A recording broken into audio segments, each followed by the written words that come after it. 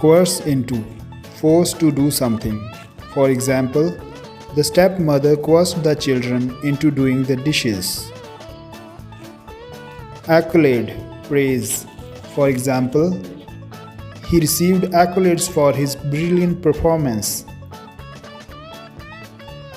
Burgeon, begin to grow or increase rapidly, flourish.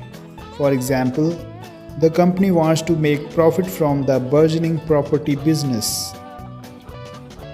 Expiate, to show regret. For example, the accused expiated for the crime he committed. Ponder, to think carefully. He pondered the question before he answered.